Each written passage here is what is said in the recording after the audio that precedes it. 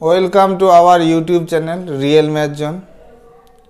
আজকে তোমাদের third semester West Bengal state university third সেমিস্টারের জেনারেলের রিয়েল অ্যানালাইসিসের এমসিকিউ কোশ্চেনগুলো আলোচনা করছি। সামনে এক্সাম আছে, এখান থেকে যদি আমরা আগের দিন 2019 করেছি, আজকে 2020 করব, এরকম 22 অবধি এমসিকিউগুলো করে নেওয়া হবে। তো এখান থেকে করলে পরে অনেকটা তোমাদের হেল্প হয়ে যাবে। তো প্রথম কোশ্চেনটা আছে, লেট এ হচ্ছে subset of R, be A non empty set, when A is said to be bounded above, and what do you mean by the least upper bound. ঠিক আছে, তো এখানে বাউন্ডেড সেটের ডেফিনেশনটা চেয়েছে। তাহলে বাউন্ডেড সেট, এই একটা সেটকে আমরা বাউন্ডেড সেট বলবো যদি এই সেটের প্রত্যেকটা এলিমেন্ট কোনো একটা রিয়েল নাম্বারের থেকে ছোট হয়। সেই রিয়েল নাম্বারটা আমরা এম নিয়েছি। ঠিক আছে, এটা তোমরা সুন্দর করে লিখে নেবে। আর লিস্ট আপার বাউন্ড কাকে বলে? লিস্ট আপার বাউন্ড মানে কি, লিস্টটা যদি বাদ দাও তাহলে আপার বাউন্ড আগে আসবে। আপার বাউন্ড তো এখনই দেখলে। ঠিক আছে, এই এমটাকে বলা হয় আপার বাউন্ড। এই বাউন্ডেড অ্যাবাভ যে সেটটা লিখলাম ডেফিনেশনটা, এই এমটাকে বলা হয় আপার বাউন্ড। তাহলে ফার্স্ট এরকম আপার বাউন্ড থাকতে হবে, মানে প্রত্যেকটা সেটের মেম্বার কোনো একটা এমের থেকে ছোট হবে। এবং লিস্ট করার জন্য কি, ওটাই যে লাস্ট আমার আপার বাউন্ড, মানে আপার বাউন্ড, এর থেকে যার ছোট কোনো আপার বাউন্ড নেই, সেটা বোঝানোর জন্য আমাকে কি করতে হবে, যে এম থেকে যদি সামান্য পরিমাণও তুমি একটু কমিয়ে দাও, মানে ক্ষুদ্র কোয়ান্টিটি, পজিটিভ কোয়ান্টিটি এপসাইলন, ওটাও যদি কমিয়ে দাও, তাহলে এই দুজনের মাঝখানে একটা সেটের মেম্বার চলে আসবে। তার মানে for any epsilon greater than 0 there exist y belongs to A such that M minus epsilon এর থেকে বড় হবে ওয়াই। এই দুটো যদি স্যাটিসফাই করে যায়, তাহলে এই এমটাকে আমরা বলি, কি বলি আমরা, লিস্ট আপার বাউন্ড। ওকে, 2 নম্বর কোশ্চেন হচ্ছে, give an example of a bounded above subset E of R for which sup E is not a limit point of E.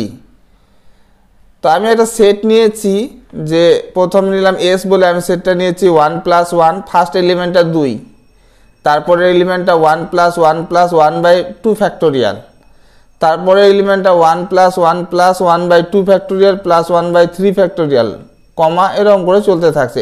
এটা হচ্ছে এনএস মেম্বারটা। ঠিক আছে, তাহলে এই সেটটা প্রত্যেকটা এলিমেন্ট রিয়েল নাম্বার বা রেশনাল নাম্বারও, কারণ এটা প্রত্যেকটা এলিমেন্ট হচ্ছে রেশনাল নাম্বার। ঠিক আছে, তো এই রেশনাল নাম্বার, এই সেটটা যেটা আছে কি না, এই সেটটা হচ্ছে, আমরা জানি এই সেটটা ইতে কনভার্জ করে, হ্যাঁ, যেটা হচ্ছে, তাহলে বলতে পারি তাহলে সেটের প্রত্যেকটা মেম্বার ই যেটা হচ্ছে 2 আর 3-এর মাঝখানে অবস্থিত একটা ইরেশনাল নাম্বার। ঠিক আছে, তাহলে তাহলে বলতে পারি তোমরা যে এই সেটের প্রত্যেকটা মেম্বার দেখো 2 বা 2-এর থেকে বড় এবং 3-এর থেকে ছোট হবে, কারণ এর মান 2.71 হয়। তাহলে এই সেটটা দেখো দুটো নাম্বারের মাঝখানে ঘিরে গেছে, তার মানে সেটটা হয়ে গেল আমাদের বাউন্ডেড সেট। তাহলে এই যে গিভেন এক্সাম্পল হবে bounded above subset E of R. তাহলে বাউন্ডেড অ্যাবাভ আমি তো বাউন্ডেডই করে দিলাম, তার মানে বাউন্ডেড অ্যাবাভও হয়ে গেল। তার মানে এটা শুধু লিখলেই হয়ে যেত, x<3। ঠিক আছে, যাই হোক, বাউন্ডেড বলে দিলে আরও বেটার হয়ে গেল। আমরা জানি এই সেটের লিমিট পয়েন্ট হয় ই, কিন্তু এই যে লিমিট পয়েন্টটা কিন্তু সেটে নেই। ওটাই চেয়েছে যে লিমিট পয়েন্টটা থাকবে, বা সুপ্রিমাম বলো যেটা, হ্যাঁ, এর একটা সুপ্রিমাম আছে। সুপ্রিমামটা কত হয়ে গেল? সুপ্রিমাম হচ্ছে আমাদের কত, 3 হচ্ছে সুপ্রিমাম। ঠিক আছে, কিন্তু এই যে এটা হচ্ছে কি, এটা হচ্ছে আমাদের হচ্ছে ওর সুপ্রিমাম, কিন্তু বা হচ্ছে লিমিট পয়েন্ট, কিন্তু ওটা হচ্ছে আমাদের সেটে কিন্তু নেই। হ্যাঁ, ইটা আমাদের সেটে নেই। তাহলে ওটাই উদাহরণটা চেয়েছিল, যে give an example of a bounded above subset E of R for which sup E is not a limit point of E. তার মানে এই সেটের সুপ্রিমাম হচ্ছে বাট ইটা কিন্তু আমাদের লিমিট পয়েন্টও হচ্ছে, কিন্তু ইটা কিন্তু আমাদের এই সেটটাতে নেই, এসে নেই, বা এখানে এসটা ই নিয়েছে, ওরা ক্যাপিটাল ই নিয়েছে। হ্যাঁ, আচ্ছা। Next, so that the sequence 3n+1 by n+1 is bounded. তাহলে বাউন্ডেড মানে কি, দুটো নাম্বারের মাঝখানে সিকোয়েন্সের প্রত্যেকটা মেম্বারকে আমাকে দেখাতে হবে। এর জন্য কি বলেছিলাম যে নিচে যেটা থাকবে সেটা তুমি উপরে জোর করে তৈরি করে নিবে। তাহলে xn মানে কত, 3n+1 বাই n+1 আছে, 3 থাকতে দিলাম, একটা n+1 লিখে নিলাম। তাহলে 3n+3 হয়ে গেল, কিন্তু ছিল কত 1, তার মানে -2 করে দিলাম। তাহলে অ্যাডজাস্টমেন্ট হয়ে গেল, এটা বাই এটা, এটা বাই এটা। দেখো 3 থেকে কিছু হলেও বিয়োগ হচ্ছে, তার মানে কি 3-এর থেকে ছোট, তার মানে xnগুলো 3-এর থেকে ছোট। আর দেখো এগুলো সব পজিটিভ নাম্বার, 0-এর থেকে বড় হবে, তার মানে এই সিকোয়েন্সটা হয়ে গেল বাউন্ডেড অ্যাবাভ। এটা না লিখলেও হতো বাউন্ডেড, শুধু বাউন্ডেড হয়ে গেল, অ্যাবাভ লেখার দরকার নেই, দুটো হয়েছে। কারণ 3 দুটো নাম্বারের মাঝখানে ঘিরে গেছে, 3-এর থেকে ছোট, 0-এর থেকে বড়, তার মানে সেটটা হয়ে গেল বাউন্ডেড সেট। মানে এই সিকোয়েন্সটা বলবে তোমরা তাহলে বাউন্ডেড সিকোয়েন্স, ঠিক আছে। নেক্সট,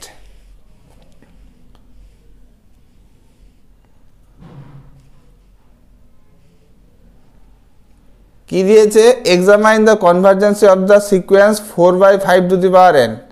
তো আমরা একটা রেজাল্ট জানি যে limit n tends to infinity r⁴n এর মান 0 হবে যদি rটা হচ্ছে -1 থেকে 1 এর মাঝখানে থাকে।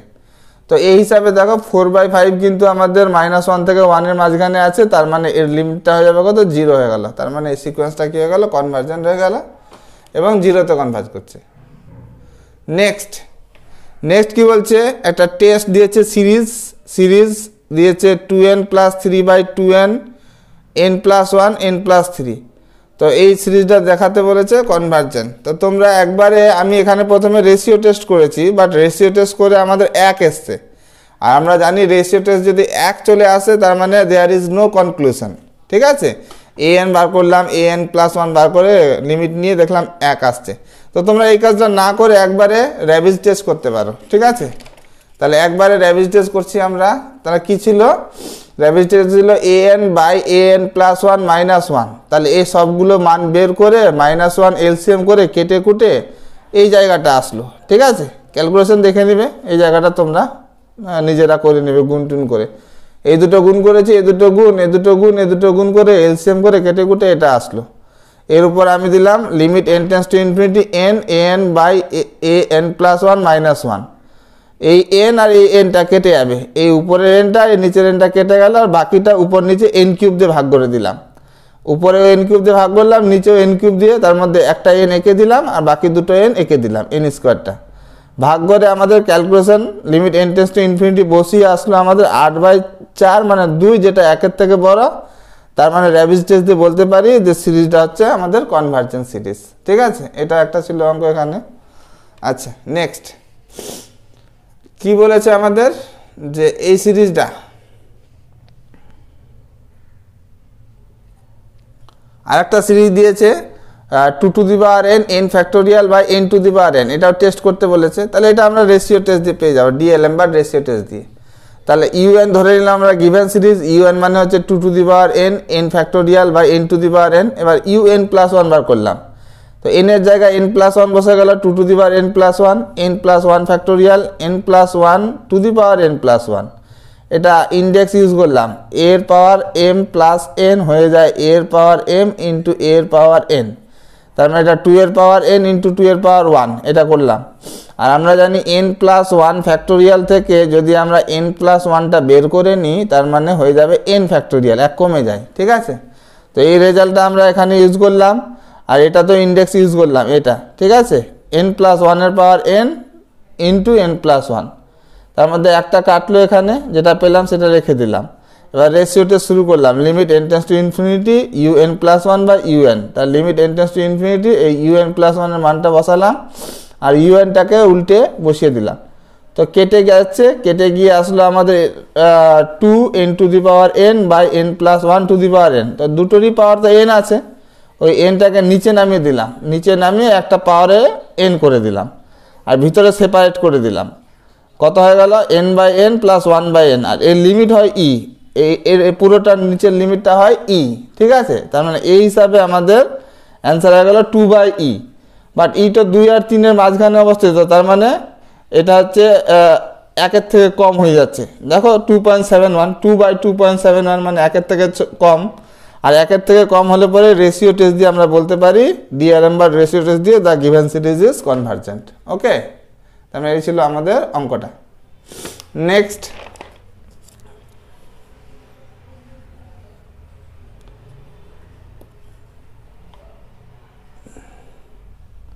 এটা আমাদের হচ্ছে সিকোয়েন্স অফ ফাংশন থেকে দিয়েছে। Examine whether the sequence of function is uniformly convergent বলে এফএন দিয়েছে x²/n। এখানে যদি particular for all x belongs to a থেকে ইনফিনিটি আর এ গ্রেটার দেন 0 দিলে পরে ইউনিফর্মলি কনভার্জেন্ট হয়ে যেত। বাট আমাদের যেহেতু এটা এক্সের উপর কোনো রেঞ্জ দেয়নি, এক্সটা কত থেকে কত, তার মানে ওর উপর ডিপেন্ড করে যাবে, হ্যাঁ, ওই জন্য ইউনিফর্মলি কনভার্জেন্ট হবে না। তো ইউনিফর্মলি কনভার্জনের জন্য কি করতে হয়, প্রথমে পয়েন্ট ওয়াইজ লিমিটটা বের করে নিতে হয় এফএক্সটা। তো এফএনএক্স আছে x²/n, যেগুলো আছে এক্সটা রিয়েল নাম্বার আর এটা হচ্ছে ন্যাচারাল নাম্বার। এবার লিমিট নিয়ে নিলাম, আর এটা তো যাই না না কেন নিচে ইনফিনিটি মানে 0 হয়ে গেল। তো এটা 0তে কনভার্জ করছে, তার মানে পয়েন্ট ওয়াইজ ফাংশনটা এফএক্সটা পেয়ে গেলে 0। এবার শুরু করলাম এফএনএক্স মাইনাস এফএক্স দিয়ে। এফএনএক্স মানে কত আছে x²/n মাইনাস 0, এফএক্সটা 0, এটা দাঁড়ালো x²/n, মড দেওয়ার দরকার নেই কারণ পজিটিভই আছে। তাহলে এটা FNX minus FX less than epsilon hold করবে যদি এই পার্টটা লেস দেন এপসাইলন হয়। দেখো এটার থেকে এটা বড়, মানে এটা সমান, এর থেকে যদি এপসাইলন বড় হয়ে যেত তাহলে রিলেশনটা হোল্ড করতো। তার মানে তুমি বলবে এটার থেকে এটা লেস দেন এপসাইলন হবে কখন, যদি x²/n লেস দেন এপসাইলন হয়। এখান থেকে এপসাইলনটা নিচে নামা আর এনটাকে উপরে উঠাও, তাহলে এটা হয়ে গেল কি x²/ε। এখানে কিন্তু এক্সটা পার্টিকুলার, এখানে এটা লাগতো আমাদের n greater equals to m, যেখানে হচ্ছে m হচ্ছে একটা ন্যাচারাল নাম্বার ছিল, ঠিক আছে। কিন্তু এখানে দেখো এই জায়গাটা এক্সটা যদি তোমাদের একটা fixed natural number particular m লাগতো আমাদের, বাট এরকম কোনো m পসিবল হচ্ছে না, কারণ x এর মান ভ্যারি করছে, এক্সটা তো পুরো r, তাহলে এক্স চেঞ্জ হতে হতে থাকছে, ঠিক আছে। তাহলে পার্টিকুলার যেহেতু পাচ্ছ না, তার মানে এইরকম এপসাইলন পাওয়া যাবে না, ঠিক আছে। তো ওই কথাটা বলে দিবে, এখানে লেখা আছে, ঠিক আছে। তাহলে বলবে যে এই যে সিকোয়েন্স অফ ফাংশনটা বলবে ইউনিফর্মলি কনভার্জেন্ট হচ্ছে না। আচ্ছা, আর দুটো আছে এখানে।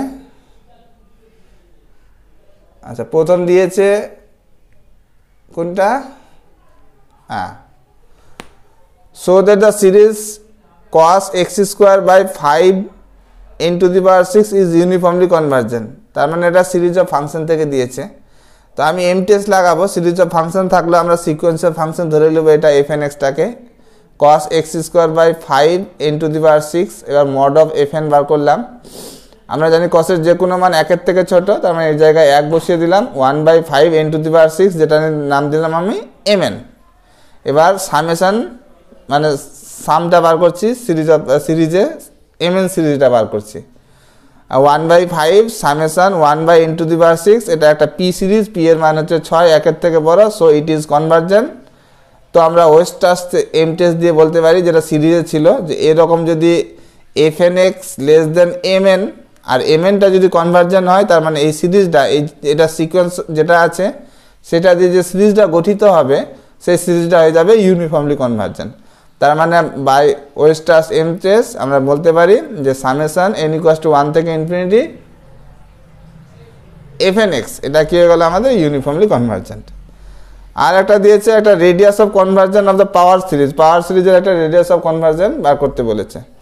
দেখো সিরিজটা দেখো, এখানে 1 প্লাস 2 x² প্লাস 3 স্কোয়ার আছে আর 6 x³, মানে এখানে 3 থাকলে এখানে 3, এখানে ডবল হচ্ছে, তাহলে n এর টার্মে কি হবে, একইভাবে এটা কি হবে n হবে স্কোয়ার, উপরে যেহেতু স্কোয়ার হচ্ছিল, আর এখানে যা আছে এখানে তার ডবল হচ্ছিল, মানে এটা n এটা 2n হয়ে যাবে। তারপরে আমরা n+1 বার করলাম, n এর জায়গায় n+1 বসিয়ে দিলাম, n এর জায়গায় n+1 বসিয়ে দিলাম, এটা সেপারেট একটা বের করে নিলাম, n+1 ফ্যাক্টোরিয়াল থেকে n+1টা বের করে নিলে n ফ্যাক্টোরিয়াল হয়ে যায়, ঠিক আছে। তার মানে একটা বার করলাম n ফ্যাক্টোরিয়াল। সেমভাবে এখান থেকে দুটো বার করছি, 2n+2 আগে বার করলাম, হয়ে গেল 2n প্লাস 1, এক কমলো, আবার 2n প্লাস 1 বার করলাম, হয়ে গেল 2n ফ্যাক্টোরিয়াল। তারপরে আমরা মিউ, ঠিক আছে, রেডিয়াস অফ কনভারজেন বার করার জন্য মিউ বার করব, আর রেডিয়াস অফ কনভারজেন আর মানে হচ্ছে 1/μ, ঠিক আছে। তাহলে মিউ মানে কত, limit n tends to infinity, কত এটা, যে mod of an plus 1/an, এই সমস্ত মানগুলো বসিয়ে দিলাম, যেগুলো কাটলো উপর নিচে n স্কোয়ার দিয়ে ভাগ করে দিলাম, 1/4 আসলো। তার মানে আর এর মান কত, 1/1/4 মানে হচ্ছে 4। তাহলে এই সিরিজটা রেডিয়াস অফ কনভারজেন কত হয়ে গেল, 4। তাহলে ভিডিওটা যদি তোমাদের হেল্পফুল হয় তাহলে লাইক, শেয়ার অ্যান্ড সাবস্ক্রাইব করে দেবেন। ধন্যবাদ।